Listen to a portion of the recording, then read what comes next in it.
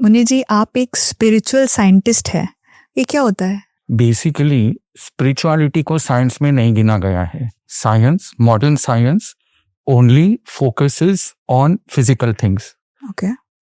and spirituality is beyond where the physical limitations end.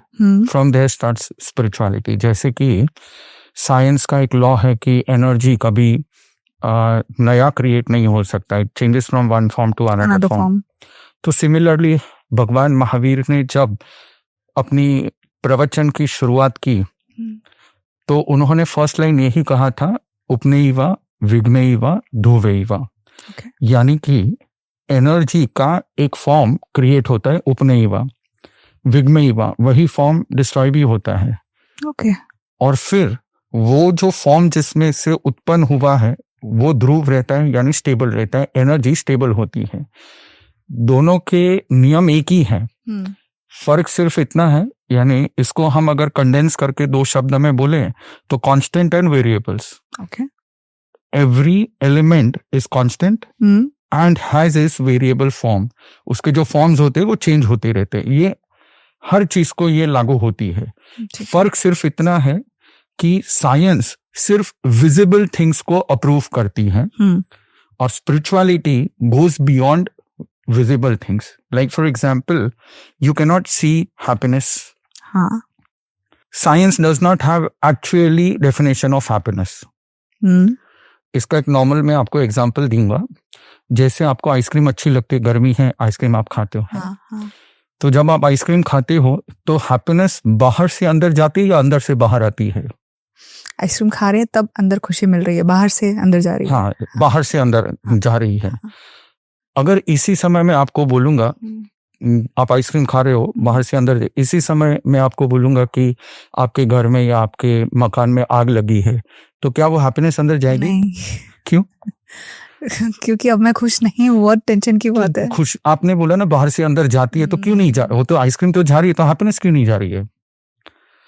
So happiness is not related to physical things. It is invisible and it is related to our inner spiritual consciousness. And consciousness को science ने कभी prove नहीं किया है, तो इसीलिए वो उसके बारे में कभी बात ही नहीं कर सकता है.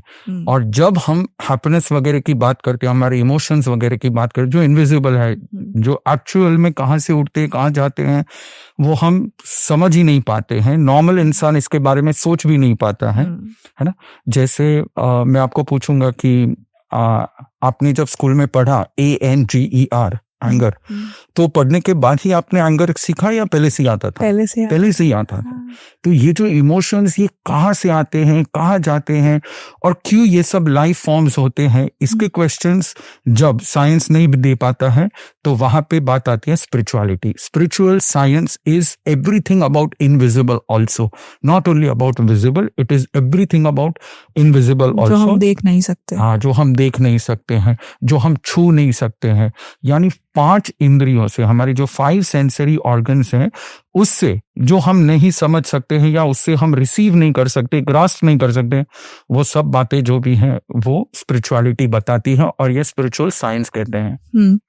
तो अभी आपने बोला कि आइसक्रीम अगर हम खा रहे हैं तो खुशी बाहर से अंदर जा रही है, तो मतलब अंदर से अगर बाहर खुशी आती है तो वो रियल हैप्पीनेस नहीं? वो भी नहीं है.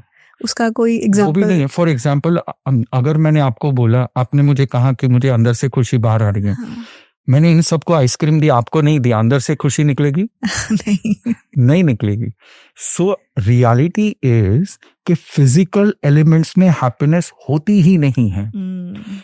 आपके पिताजी ने बचपन में आपको कहा होगा चलो हम आइसक्रीम खाने जाते, उस सुन के ही आपको हैप्पीनेस, आइसक्रीम हमने नहीं मिला ही नहीं है अभी तक, उससे पहले खुश हो गए. So this is invisible emotions. Consciousness की एनर्जीज हैं. इस एनर्जीज को हम कैसे रिसीव करते हैं, कैसे उसको हम ट्रांसफॉर्म करते हैं, बस वो साइंस है, वो स्पिरिचुअलिटी है.